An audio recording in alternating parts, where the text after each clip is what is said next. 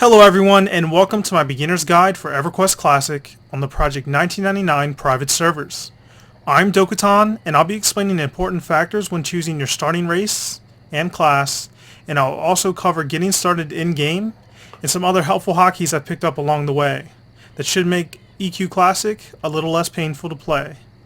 But first things first, let's talk about racial penalties and benefits. Alrighty guys, a few of the races have different XP requirements to level. Trolls and Exar require 20% more XP than other races, Ogres 15% more, and Barbarians 5%. Halflings are special because they require 5% less XP than the other races to level. Now, all the races I didn't mention require the normal amount of XP per level. If you choose a good race, you'll get great utility benefits. Good races are convenient because they can enter many more cities unharmed than evil races, which give them access to more banks, merchants, and most importantly, local guards that will save you when you're being attacked by too many mobs. They also tend to level faster than evil races because they don't have XP penalties, and in one particular case of the halflings, they get a passive XP boost of 5%. However, evil races tend to have better stat bonuses. Trolls and XR both gain significant health regeneration bonuses. As you see in this chart, compared to humans and other races, starting at level 1 all the way up to level 60, the difference in health regeneration is dramatic. This especially good for Necromancer when used in adjacent with self-liching mana recovery abilities. Now if you're new to Everquest, regeneration is pretty slow, so any bonus to health or mana regeneration is highly sought after. If you're thinking about making a warrior for main tanking, Ogres have the highest health in the game. Ogres and XRs also receive a passive AC bonus. If that wasn't enough to convince you to roll Ogre though, they can no longer be stunned from the front after level 50. Keep in mind if you're going to roll a Shadow Knight, the only extra melee attack you get other than basic attacks and your double attack is called Bash. Bash can only be used if you have a shield equipped, and a lot of Shadow Knights like to use two-handers, rendering your Bash useless most of the time. But to counter this, if you pick an Ogre or Troll, you get an upgraded Bash called Slam, which you can use with a two-handed weapon.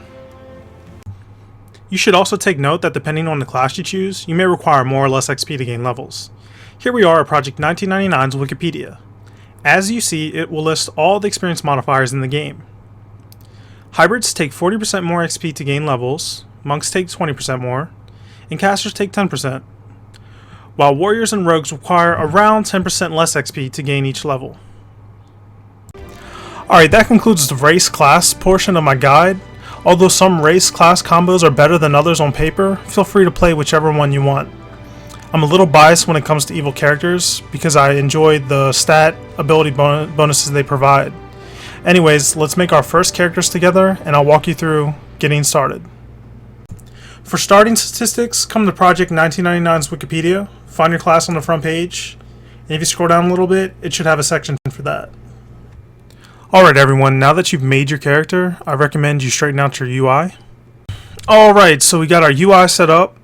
As you see, I have a Tells window now and a Combat Log window. You can do that by right-clicking your main chat window, creating two new windows, renaming them, and then adding the filters of what information you want to go to each one.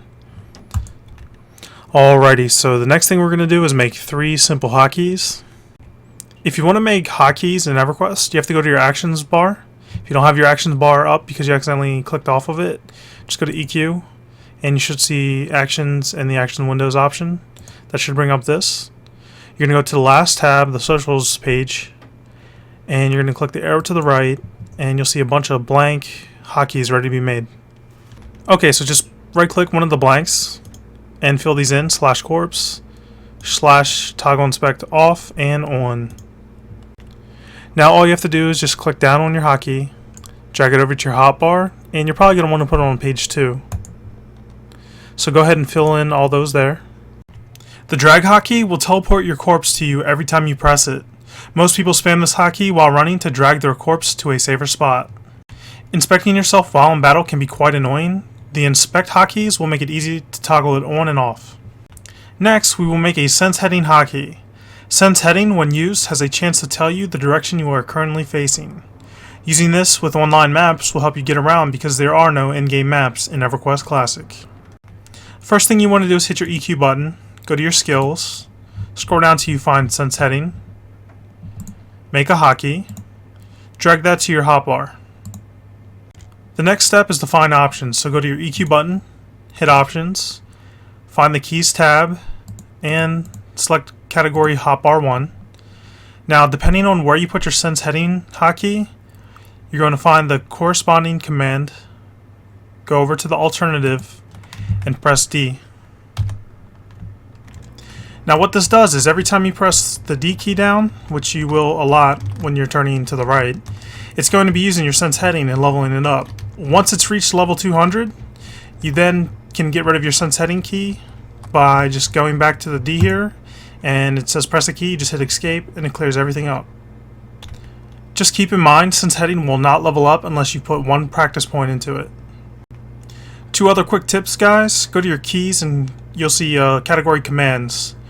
Pay attention, your auto attack is on Q, so you might accidentally, while running with the W key, because WASD is your movement keys, you might accidentally press down Q and attack a trainer or a guard or something like that, so be careful of that. And another thing you might want to do is bind your open and close inventory bags, because by default they're not bound. I like B and Shift B. Also, if you like tab targeting, now might be a good time to change that. Go to your keys, select category targeting, and you'll see down here cycle through nearest NPCs, bind the alternative to tab. Feel free to discard the Tome of Order in Discord. It's used for a PvP flagging quest, and it's not going to be needed on the PvE servers. Keep in mind, the book is tradable, so you can always make an alt and trade it to your main.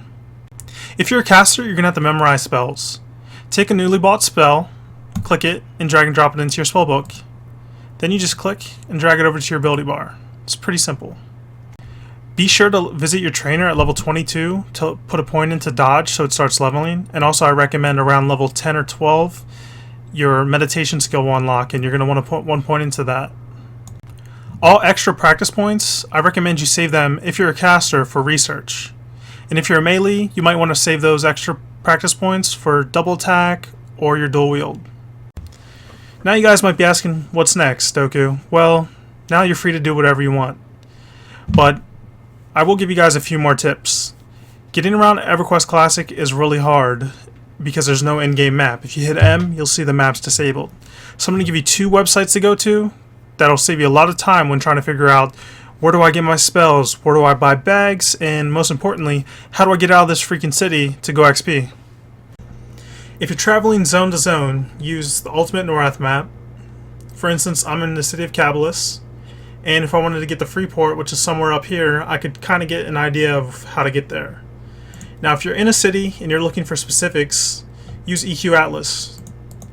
It has every zone in the game, and you just click it, and basically you're going to use this as like an out-of-game map.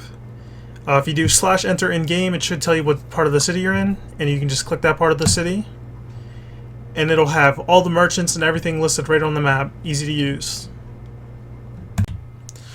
Alright, pet casters, talking to all enchanters, necromancers, and magicians out there.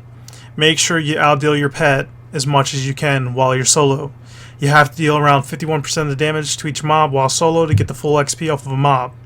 If you cannot outdamage your pet, he's going to take 50% of your experience. In early levels, if you're having issues with this, I recommend you go in and melee if it's safe, because your melee attacks should normally outdamage your spell attacks early on. Alright guys, I got one last tip for you guys. If you're an evil caster and you have Invis, you can bank in Freeport. This is a little trick I learned myself. Position yourself in between this wall here at the Freeport Bank and the banker, and you should be able to click and talk to him around the corner as long as you're not too far outside the wall. Keep in mind, guards will kill you here and the bankers will kill you, so make sure you're between this wall and the banker. But other than that, as long as you invis in and out, you should have no problem doing this little trick.